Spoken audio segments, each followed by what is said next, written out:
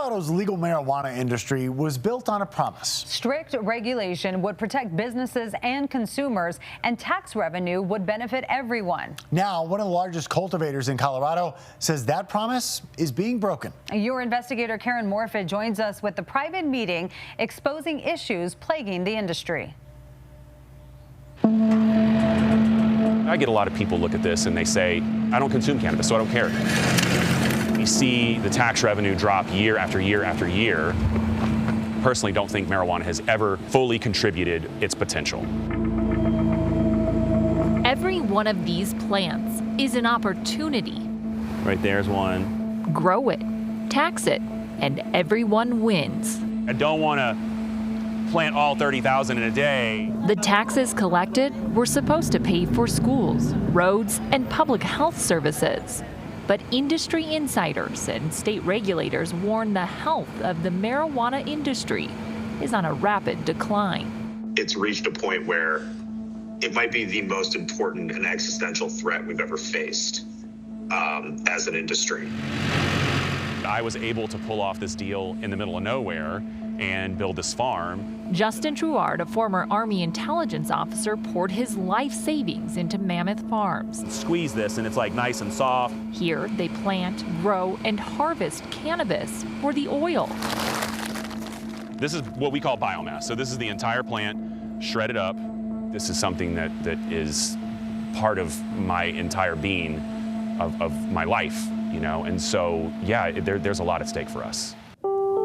But some operators are profiting from breaking the rules, and it's costing Colorado. Recently, yesterday, we got a phone call from the largest vape manufacturer in the state of Colorado, giving the guidance. This is how you cheat the taxes. What you do is you transfer it like this, and you put this dollar amount, and then you don't pay taxes, and then you can sell it to me for less. This is a multi-million-dollar operation backed by venture capital. You want to call and explain to me how to cheat the system and, you know, how to not pay taxes and all of your methods, that's fine, I'll record it. He's now taken his evidence online, creating a website called medfraud.org with the same information he says he shared with state regulators before. After trying to get their attention, what do you do with that now? Yeah, I'm going to sue him. That's what I do. He's gone undercover, gathered public records, and now filed a class action lawsuit where he alleges the state has known about sham price transfers. And instead of addressing the issue, they've overtaxed good operators so that tax collections don't collapse and the oversight problems identified remain unknown to the public. The operators understand that the Marijuana Enforcement Division is not capable of addressing these things, and so they lean in. Just like why we don't feed the bears, right? Because they're going to come back. On his website, audio of a private meeting with industry leaders and members of the Marijuana Enforcement Division's Special Investigations Team. The discussion around the problem was more candid. We think it's a larger scale than we can quantify, and there's a lot of crap data in there. And the amount of suspicious transactions they acknowledge is off the charts. The amount of penny and dollar transactions that are reported in Metric would probably explode your minds. Maintaining a safe, secure, and compliant cannabis supply chain can feel like... Metric is the state's seed-to-sale tracking system. Every operator is required to enter the price paid for their product and the state taxes that first sale.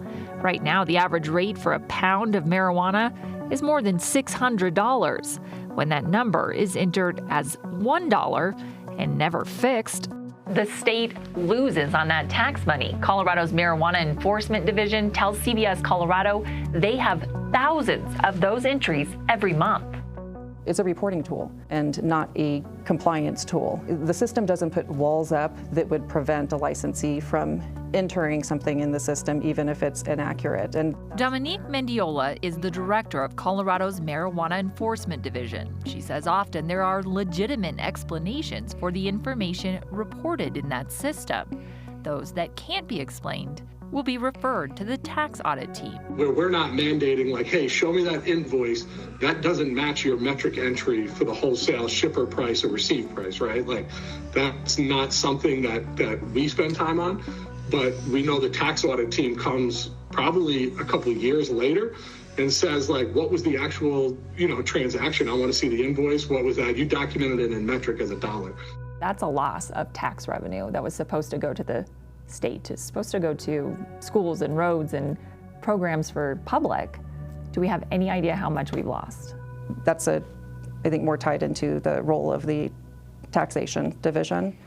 Med has become more reactive instead of proactive. It tells me that we've lost control of the regulatory system. State Senator Mark Snyder would know. He's behind several bills over the last few years focused on modernizing regulations around cannabis, pushing for changes to testing and taxes. Are we capable of getting back on track? I think we are, but it's going to take a lot of political will. It's going to be a Herculean task to try and get back to a fully regulated and properly taxed market. We're scraping for every dollar. We're looking under every seat cushion we can just to keep funding the programs that we have. These revenues are used for the benefit of Coloradans. And so even if you're not a user and you don't really think you have a dog in the fight, you do. We have 2 pumps in there. One of them goes to provide for the greenhouses that we run through reverse osmosis. For Truard, this isn't just a policy debate. It's about whether compliant cannabis companies can survive. If he can survive in a market where he now believes the rules are no longer enforced. Could you have looked the other way? Yeah, of course, of course. The way that you are able to stay in this is to cheat the rules. And that was your investigator, Karen Morfitt, reporting. The Marijuana Enforcement Division tells Karen they use other data and on-site visits to determine which of those suspicious entries warrant more investigation. They couldn't tell Karen how many referrals have been made to the tax audit team or how many cases they are investigating right now.